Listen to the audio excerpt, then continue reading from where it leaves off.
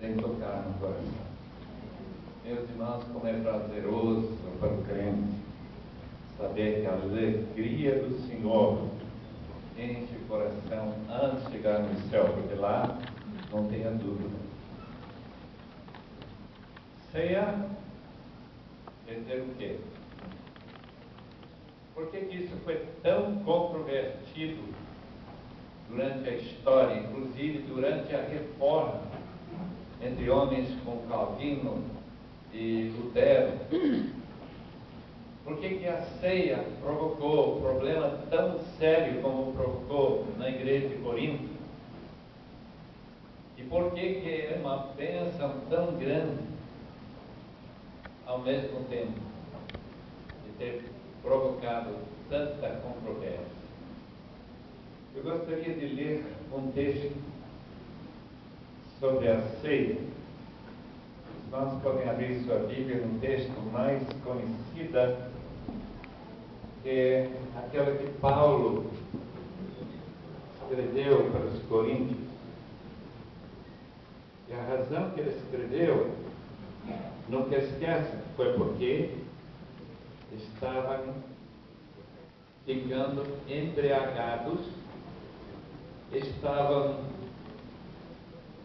deixando de reconhecer a santidade do corpo de Cristo. Não estavam discernindo esse corpo. E Paulo escreveu esse texto por causa disso. Capítulo 11, eu quero começar a leitura no versículo 23. Espero que os irmãos marquem o conteúdo deste texto. 1 Coríntios 11, 23. Pois recebi do Senhor o que também lhes entreguei. E o Senhor Jesus, na noite que foi traído, tomou o pão. E tendo dado graças, partiu e disse: Isto é meu corpo que é dado em favor de vocês. Façam isto em memória de mim. Da mesma forma, depois da ceia, ele tomou o cálice e disse: Este cálice é a nova aliança no meu sangue. Façam isso sempre que o beberem em memória de mim. Porque sempre que comerem deste pão e beberem deste cálice, vocês anunciam a morte do Senhor até que ele venha. Portanto, todo aquele que comer o pão ou beber o cálice do Senhor indignamente será culpado de pecar contra o corpo e o sangue do Senhor. Examine-se cada um a si mesmo.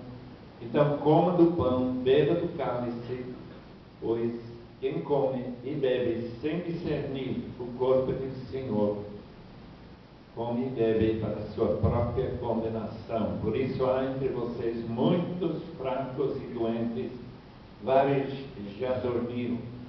Mas se nós tivéssemos o cuidado de examinar a nós mesmos, não receberíamos juízo. Quando, porém, somos julgados pelo Senhor, estamos sendo disciplinados para que não sejamos condenados com o mundo. Portanto, meus irmãos, quando vocês se reunirem para comer, esperem uns pelos outros. Se alguém estiver com fome, coma em casa, para que quando vocês se reunirem, isso não resulte em condenação. Quanto mais, quando eu for, lhes darei instruções. Gostaria que nós nos colocássemos humildemente, confiantemente, insistentemente diante do Senhor. Por tão sério assunto que nós queremos estudar nesta noite, para que não tropecem, para que eu não mostre um caminho errado, para que os irmãos não voltem para suas igrejas com um conceito diferente do que a própria Bíblia ensina. Por isso eu preciso de muita ajuda da parte do próprio Senhor e da parte do Espírito. Irmãos, tenha bondade de orar comigo e fortalecer a minha petição ao Senhor. Esta refeição, Senhor, foi instituída por Ti naquela noite tão sombria, Glória a Deus. noite da traição, noite de sofrimento, de açoites, noite de vergonha e noite das agonias que depois se culminaram na cruz. Senhor, faça com que nesta noite nós possamos ter uma apreciação maior do que significa esta ceia. Rogando, Senhor, que Tu estejas orientando-nos para que nossos pensamentos e nossas conclusões em volta de Tua palavra possam ser valiosas, preciosas e possam orientar-nos, Senhor, ao repetir esta cerimônia sagrada. Tudo isso te rogamos em nome do Senhor Jesus. Amém. E amém. Eu pastoreei uma igreja durante uns 3 meses apenas no norte da Escócia, 1955. Aquela igreja de Kinlarberry era uma igreja tradicional, num sentido que eu não tinha qualquer experiência anterior. E aí a igreja celebrava a ceia uma vez em cada 3 meses. Nada de uma vez por mês e muito menos cada semana, como algumas igrejas.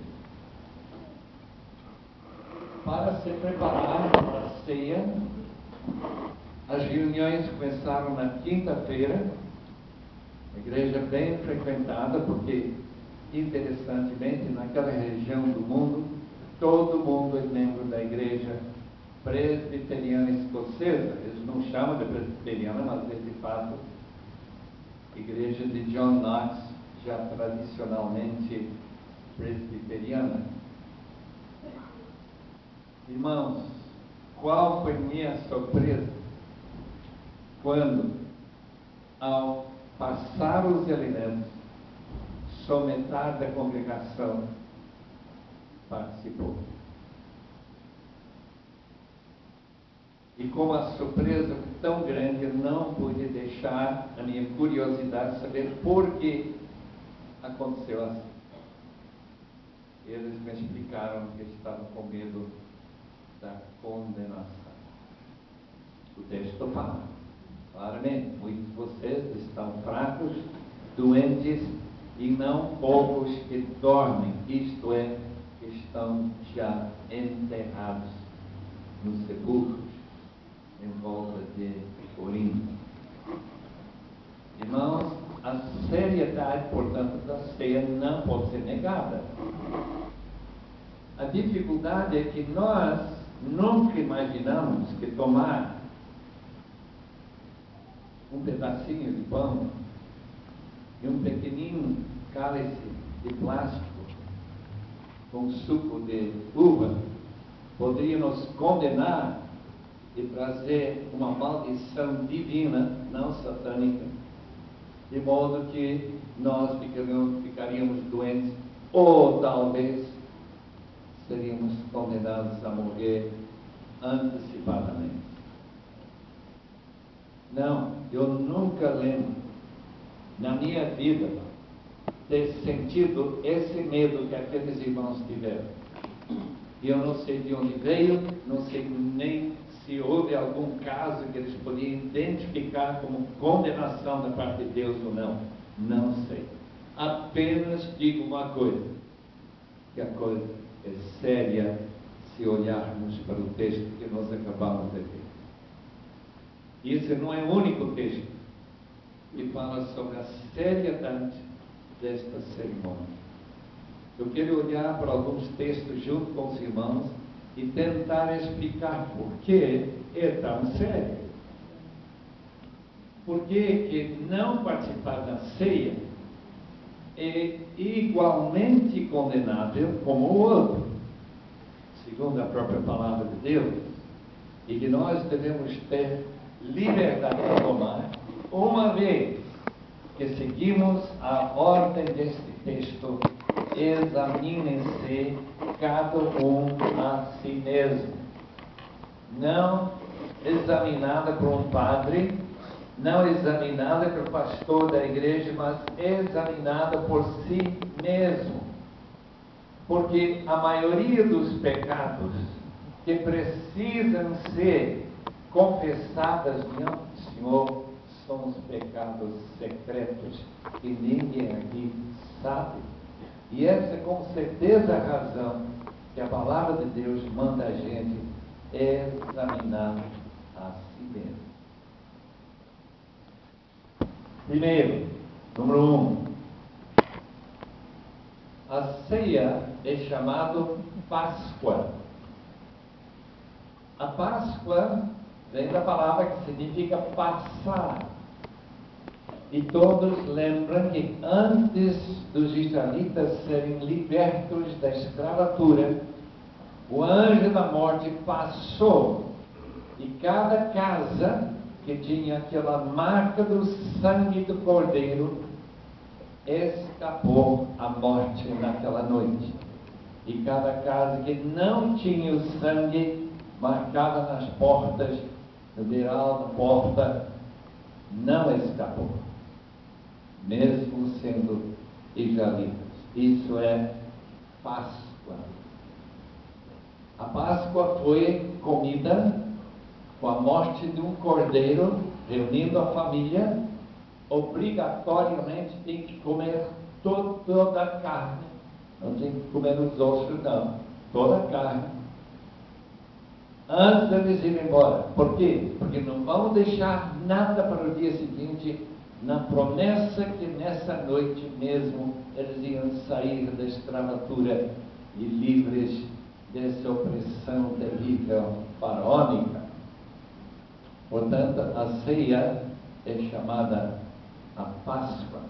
Mateus 26, vocês vão encontrar a frase: preparem a Páscoa para nós comermos. João 13 acrescenta mais um interessante detalhe, que eles comeram a Páscoa naquele cenáculo em Jerusalém antes da Páscoa. Vocês vão lembrar que os fariseus, os líderes do templo, não queriam se contaminar no dia do preparo para a Páscoa. Mas Jesus, eu dizer que já tinha participado nessa Páscoa, agora instituído por Jesus.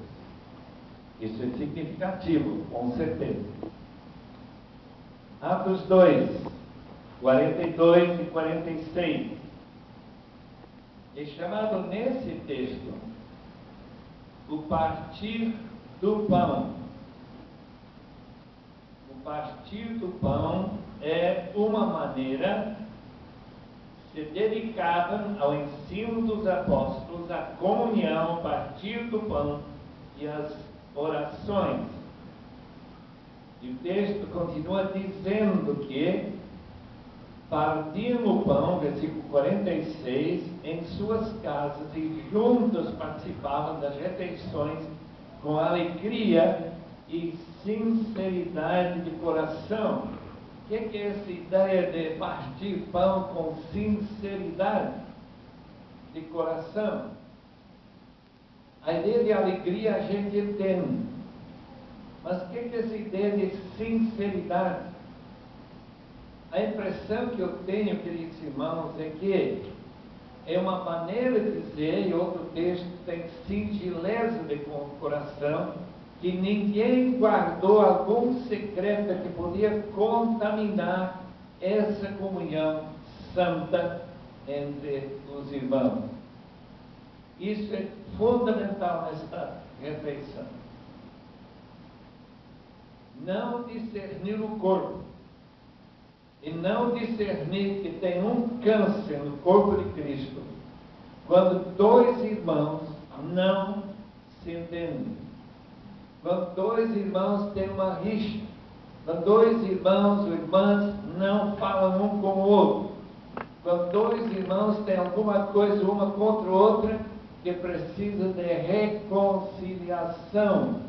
Tomar a ceia pode ser condenatório, pode ser seriamente comprometida diante dos anjos e diante do Senhor. Imagina esse casal aqui esta noite que está em atrito e não estão celebrando esta ceia com sinceridade, que o sorriso na sua cara é falso e que o fato que eles estão sentados juntos na marca que seus corações estão fundidos numa só carne. Irmãos, a ceia é para evitar a todo custo qualquer ideia de divórcio, de separação, porque esta é uma refeição de perdão. É uma refeição de dizer diante do Senhor: eu quero que esse sangue me purifique de todo pecado. Por isso que eles tomaram com alegria e sinceridade de coração. Capítulo 20 do livro de Atos. O apóstolo Paulo, de viagem para ele ser preso em Jerusalém, está na cidade de Troade. E como ele não tinha coração para ficar na sua ida para Corinto, ele agora na volta está passando alegremente com a igreja e falando a noite inteira. Eu não vou falar esta noite inteira aos irmãos. Em primeiro lugar, porque não tem janela e alguém sentar nessa janela. E por acaso vai cair num sono profundo. E eu digo, caiu e foi pegado morto. E Paulo diz, não se preocupe. Isso eu acho maravilhoso. Paulo diz, não se preocupe. Ele abraça, deve ter feito alguma oração. E logo eu diz, onde que eu estive? Estive no paraíso e agora voltei bruscamente, meus irmãos. E Paulo tomou a ceia e depois continuou pregando a noite toda.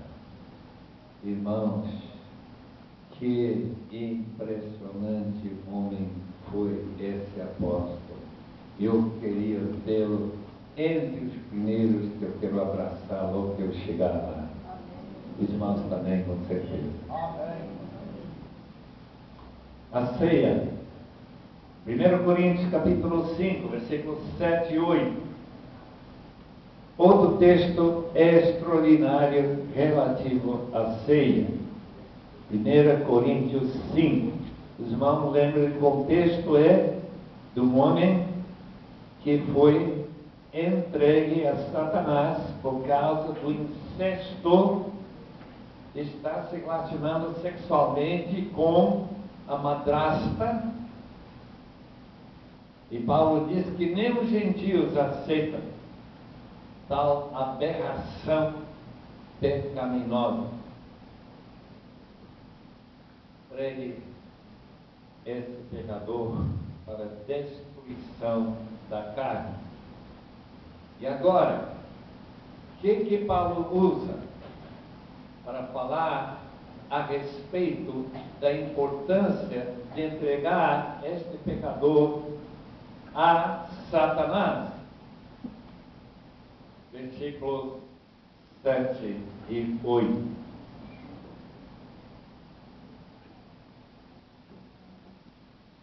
Livrem-se do fermento velho, para que sejam massa nova e sem fermento, como realmente são. O que é isso? Não estão sem fermento porque esse homem pecador estava fazendo parte da igreja. Ele diz: vocês estão sem fermento, por quê? Porque a morte de Cristo, queridos irmãos, está nos purificando constantemente do nosso pecado. O que Paulo está dizendo é que este caso do incesto está de tal maneira contaminando a ceia, contaminando o relacionamento entre os irmãos, que chama-se fermento. E lembre que o judeu, até hoje, os judeus ortodoxos não permitem nenhum vestígio de fermento na casa, quando eles vão celebrar a Páscoa. E o que esse texto diz? O nosso Cordeiro, Cristo, foi imolado, sacrificado, Cordeiro Pascal. Por isso, celebremos a festa, que é a ceia do Senhor, não com fermento velho, práticas pecaminosas de nossa vida anterior, nem com fermento da maldade e perversidade, mas com os pães sem fermento, os pães da sinceridade e da verdade. Novamente, essa palavra de sinceridade. Irmãos, eu não posso enfatizar demais que esta noite os irmãos vão tomar esta ceia, vão tomar com sinceridade. Eu não posso bater suficientemente forte no fato que Deus não permite que o fermento que nós trazemos para esta reunião, desta celebração, qualquer pecado invisível, qualquer pecado que nós sabemos que é pecado, adultério, por exemplo. Eu estive numa igreja em São Paulo, sentado na plataforma pastor, vivendo adultério 7 anos e mentindo constantemente quando pessoas acusaram, só depois que foi confirmado. É isso que esta ceia condena, não permite, afasta totalmente qualquer pecado secreto que os outros não sabem. E que Jesus, que nosso anfitrião, sabe. De maneira que sua sinceridade em torno deste cálice, deste pão, é de suma importância, tanto para mim como para todos os outros irmãos. Tirem o fermento, porque nosso Cordeiro Pascal foi sacrificado.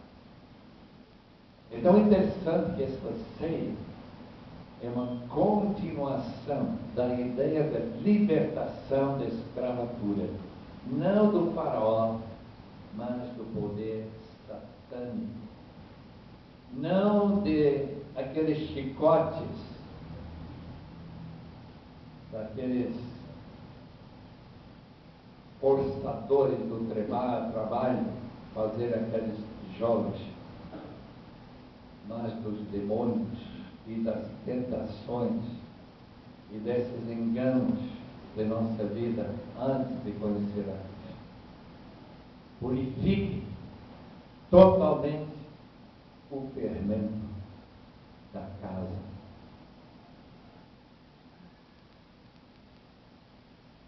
capítulo 10 de 1 Coríntios. Uma referência passageira. Versículo 2: Em Moisés, todos eles que saíram foram batizados na nuvem, no mar, todos comeram do mesmo alimento espiritual, beberam da mesma bebida espiritual, pois bebiam da rocha espiritual que os acompanhava. Essa rocha era Cristo.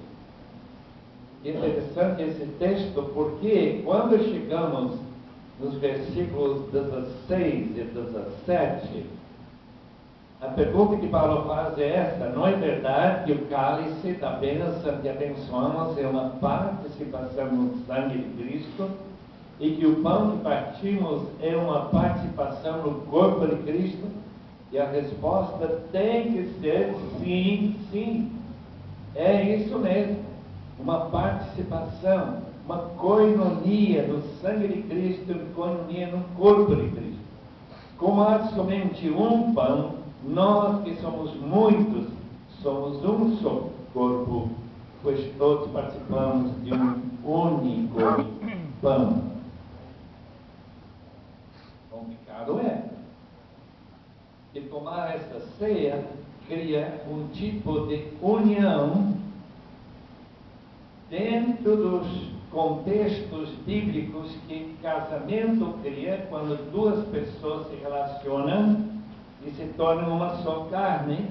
Só que este cálice e este pão é criar um corpo em Cristo, membros uns dos outros. Isso é complicado para nós, porque eu não sinto que eu sou membro desses irmãos com que eu tomo a ceia normalmente, a não ser que seja novamente lembrado de que esta ceia é muito especial. Não é uma refeição comum qualquer, não. É participar no mesmo corpo. Comer esse pão único. Nós que somos muitos, somos formados em um só corpo. E este sangue de Cristo, representação desse sangue, é o sangue desse corpo.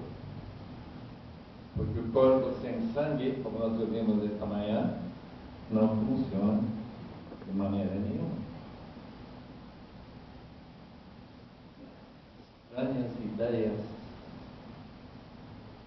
quase ninguém fala mais, porque não entra na nossa cabeça ocidental. Não regula em nossa maneira de pensar. E participar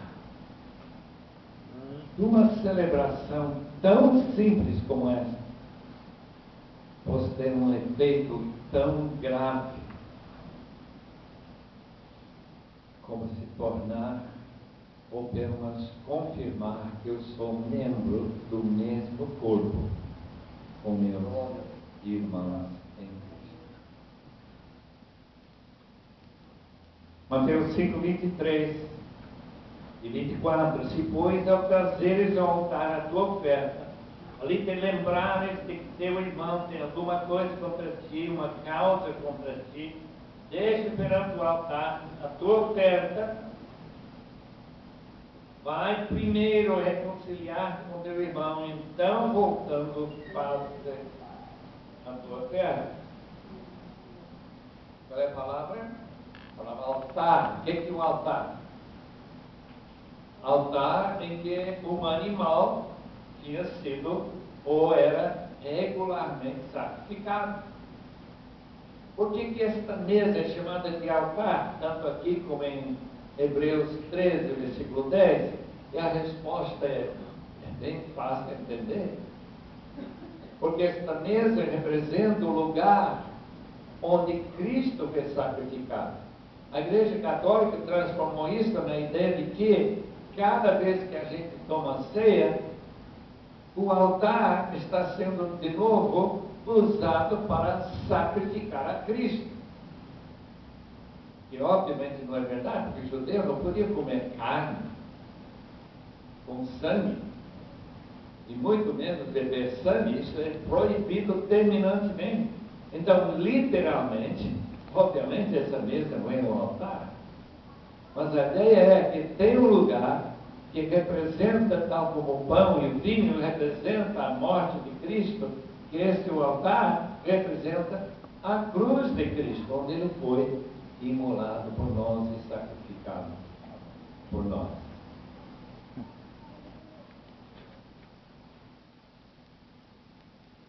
Nós que abrir suas Bíblias por um instante, capítulo 13 de João. João é intrigante. O Evangelho de João é fascinante por vários motivos. Uma delas é capítulo 13, onde o evangelista não fala da instituição da ceia. Mateus fala, Marcos fala, Lucas fala, não João. Como que João descreve o significado da ceia? Isso que eu quero entender em capítulo 13. Um pouco antes da festa da Páscoa, sabendo Jesus que havia chegado o tempo em que deixaria este mundo e iria para o Pai, tendo amado os seus que estavam no mundo, amou-os até o fim. Essa simplesmente frase, amou-os até o fim, provavelmente significa que amou até a morte final, e não como os docetistas disseram que Jesus Cristo divino não morreu. Ele deixou o corpo de Jesus humano e foi para o céu. E esse texto diz que ele os amou até o fim. Versículo 2. Estavam sendo servido o jantar, e o diabo já havia induzido Judas Iscariotes, filho de Simão, a trair Jesus. Jesus sabia que o Pai havia colocado todas as coisas debaixo do seu poder, e que viera de Deus, estava voltando para Deus, assim, levantando-se da mesa, tirou sua capa, colocou uma toalha em volta da cintura, depois disso derramou água numa bacia, começou a lavar os pés dos seus discípulos, enxugando-os com a toalha que estava em sua cintura. Chegou-se a Simão Pedro, que lhe disse: Senhor, vais lavar os meus pés? Havia uma choque. Pedro é discípulo. Jesus é mestre, filho de Deus. Ele tinha declarado isso. Imagine, tu, Senhor, lavar os meus pés? Respondeu Jesus: você não compreende agora o que estou lhe fazendo, mas tarde, porém, entenderá. Disse Pedro: não, nunca lavarás os meus pés. Definitivamente, nunca lavarás os meus pés. Jesus respondeu: se eu não os lavar, você não terá parte comigo. O que João e Jesus querem dizer com isso? Eu creio que o significado é bastante óbvio. Esta mesa, a ceia do Senhor, tem dois significados de grande importância. Uma delas é participar de Cristo, ter comunhão mais estreita com Cristo. se revela neste ato de comer e beber esses alimentos. Isso me parece bastante claro. Mas o outro elemento é: se eu não lavar os seus pés, Pedro, tu meu discípulo, aquele que sempre ficou em primeiro lugar, não é ele o primeiro Papa, segundo a Igreja Católica? Se eu não lavar os teus pés, você fica afastado desse colegial de discípulos. Não pode ter mais comunhão comigo. Pedro, agora mais chocado do que antes, ele chega à conclusão que, nesse caso, me lave todo o corpo, porque eu quero ficar mais grudado a ti, não menos. Jesus então diz algo que todos nós devemos reconhecer nesse texto: quem tomou banho não precisa senão a lavagem dos pés. Esta noite nós estaremos participando do que corresponde à lavagem dos nossos pés. Pedro tinha negado a Jesus quando Jesus te informou: nesta noite tu me negarás 3 vezes. Pedro disse: eu nunca te negarei. O Senhor está mentindo. Esse já é o primeiro pecado dele. O segundo pecado, estava lá um orgulho tremendo, e que ele não aceitava nenhuma sugestão que ele poderia negar a Jesus. Ele podia ter dito: Senhor, nesse caso, eu vou me esconder, eu vou fugir, eu vou fazer alguma coisa para não, porque eu acho que se tu diz que eu vou te negar, eu talvez te possa proteger. Nada disso em Pedro, não, eu estou seguro. Portanto, Pedro está numa situação perigosíssima. Ele precisa de lavagem mais do que os outros todos precisavam. E agora ele pede banho inteiro. Jesus, quem já tomou banho, não precisa senão lavar os pés. Os irmãos entendem que o banho é o batismo. Batismo é morrer com Cristo e ressuscitar com Cristo para novidade de vida.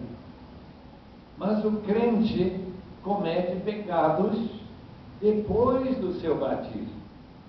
E a igreja primitiva sofreu muito com a grande pergunta: como se trata pecados pós-batismais?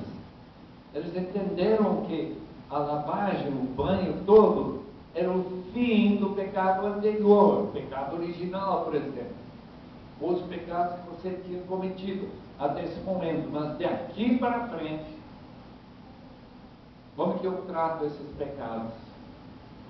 Resposta de João na ceia do Senhor. A igreja de Corinto não entendia isso. A igreja de Corinto não entendia que cada vez que nós celebramos, segundo o Dr. Oscar Kuhlman, autoridade reconhecida mundialmente sobre este tema, que a ceia era sempre celebrada todo fim de semana. Por quê? Porque a gente pega durante a semana, trabalhando, ou xingando algum irmão, ou tem um problema mental, qualquer coisa, então chega-se lá para tomar e novamente lavar os pés pecaminosos que andam nesse mundo. Tantas tentações e tantos tropeços e tantos problemas. Nós achamos que podemos segurar os pecados durante um mês, não é verdade? Certo? De qualquer forma, é o símbolo de retornar, restaurar seu batismo. Quem tomou banho não precisa, senão, lavar os pés, lavar os pés, lavar os pés, cada vez que nós tomamos esta refeição. Em soma, a ceia é o momento em que alegremente reconhecemos que Jesus Cristo morreu em nosso lugar. Este sangue do Cordeiro de Deus sacrificado por nós é o sangue da nova aliança. E o que é prometida na nova aliança em Jeremias 31 e seguintes? Perdão dos pecados. Eu serei seu Deus e ele será o meu povo. Ninguém vai falar mais para seu irmão: você está errado, você precisa. Não, todo mundo vai. Obrigado. Aí, Tiago. Mas eu estou chegando aqui, não precisa muito. Obrigado. Mas que esta aliança tem como seu ponto principal: eu perdoarei os seus pecados. Amém. Não é problema não reconhecer nem confessar nossos pecados. Tu nunca lavarás os meus pés, porque estão limpos. Preciso lavar. Eu escuto pessoas orando assim: Senhor, perdoa os nossos muitos pecados. Mas ele não fala, eu não lembro nenhum deles, graças a Deus. Pedir perdão pelos muitos pecados não vale nada para Deus. Como que vai valer? O que Ele quer esta noite, Ele quer saber se você tem algum problema, sabe de algum irmão que tem alguma coisa contra você, deixa sua oferta no altar e vá lá e reconcilia-se com esse irmão. De Pirassununga, São Paulo, uns anos atrás, depois de uma rápida refeição, estamos preparando ir para a igreja, notei que o casal que me convidou não vai para a igreja, não estamos se preparando. Eu perguntei: o senhor não vai para a igreja? Não. Mas por quê? Não estava doente, não tinha problema nenhum. É que tem um casal lá que nós não aceitamos, não falamos mais com ele. Os irmãos tomam ceia, os irmãos sabem que esse grave falta de sinceridade quando você toma a ceia. Os irmãos sabem se você está pensando em algum pecado que você planeja para amanhã, o dia seguinte, na nova semana, e tomar essa ceia, tomar condenação sobre si mesmo. Portanto, nesta noite, ao celebrarmos esta festa do Cordeiro que foi sacrificado por nós, que nosso autoexame seja sincero, porque nós somos, como Pedro,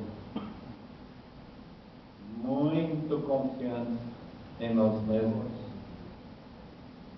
muito rápido para perdoar a nós mesmos e não tão rápido para perdoar esposo, marido, filho, membro da igreja.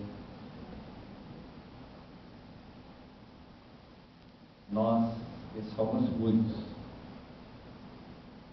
partimos um só pão e nós nos tornamos um só pão, para a glória. Eu quero celebrar esta ceia com os irmãos. Aqui temos várias igrejas locais representadas. Tem algumas igrejas que não dão ceia para ninguém fora da sua igreja local. Tem tantas diferentes maneiras de pensar sobre esta ceia. Minha opinião é que os convidados para a mesa do Senhor sempre são aqueles que fazem parte da família de Deus.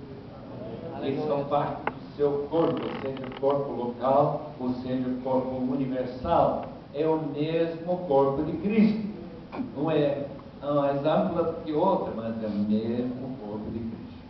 Portanto, eu não tenho problema absoluto nenhum que eu não faço parte de uma igreja local chamada Igreja de Cristo no Brasil. E os irmãos me perdoam por isso, é falta de compreensão da minha parte. Eu deveria ter sido parte dessa igreja. Mas os irmãos me deram uma grande bênção de poder chegar aqui e falar sobre os assuntos delicados, e falar sobre a própria palavra de Deus. Que Deus abençoe a todos e a graça enche suas vidas com esta graça